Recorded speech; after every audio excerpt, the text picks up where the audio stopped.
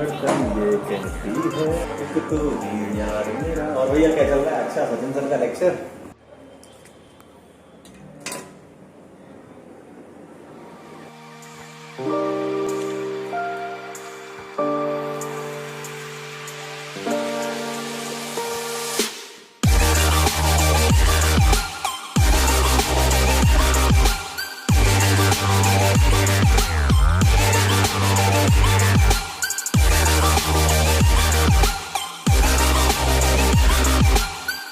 Hello बच्चों, बहुत बहुत नमस्कार। स्वागत है सभी लोगों का आज के लेक्चर में। बेटा आज हम पढ़ेंगे aromatic, hydrocarbon and aryl halides.